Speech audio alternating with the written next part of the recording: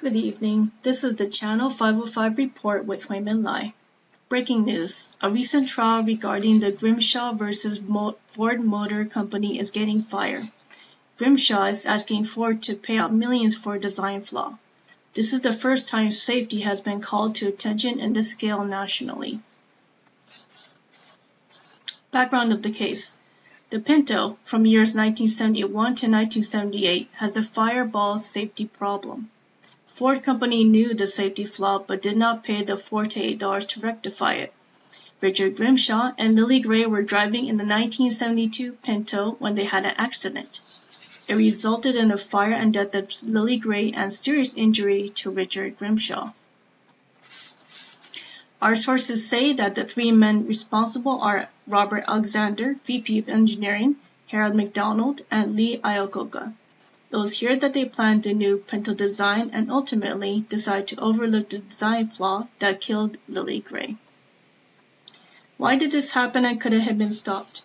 Here we have to look at the major influencers in the business world to see why they decided the way they did. In the business world, a common idea that was developed by economists Michael Jensen, William Meckling, that shareholders hire executive, anything else costs a corporation. Whether it was intentional or not, this paper was thought to mean that the public consumer's well-being comes secondary to profit.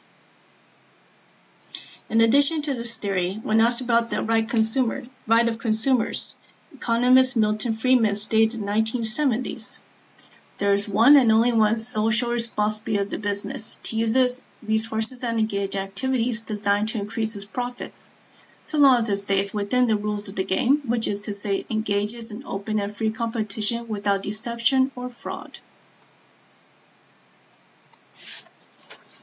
These ideas are important because it ultimately makes it okay for Ford management to believe that consumers' health is not as important as profit in the business community. Our sources say that this is not the first time safety issues were overlooked. Mr. Lee Iococca has a history of saying safety doesn't sell. Clearly, this shows that the PINTO was not made for the consumer in mind, it was made for the shareholders' profit. Now let's look into Ford PINTO product development stage. The engineers at Ford determined specific design changes to be made, which would cost $48 per car. This change would increase safety federal government standards by a 20 miles per hour crash safety test. The three managers vetoed this change. They did not want to pay $48 per car. This here is a picture of a crash safety test. It is not necessarily the PINTO, but I have this picture just to see what one would look like.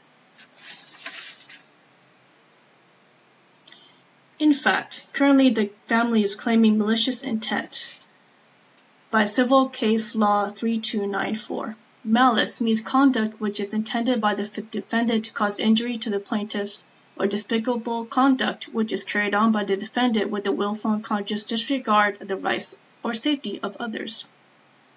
By the Ford management team vetoing the safety feature and knowing it did not pass the policy of 20 miles per hour crash test, it can be seen as conscious disregard. To bring into focus, let's look at this simplified diagram. This diagram is based on shareholder interests only. As we can see in this diagram, all the money flows to the shareholders for the reason of profit. When only profit is the goal, this is no mention of safety, only the bare minimum of what it is legal. Alternatively, it was Merrick Dodd from Harvard Law School who believed owning a business should have broad social purpose and that directors need to be held accountable by law. Here's the diagram created based on when the company has a real public interest and the consumer is valued. As we can see here, shareholders still make money, but the important thing is the value of Ford and the value of customers. Ford can't be valuable if there are accidents and bad press. If there is a bad press, the value of the customer decreases. Therefore, safety becomes more a priority. Between 1971 and 1978, about 3 million Ford PINTOs were sold. It would cost the company $121 million to recall all Ford PINTOs.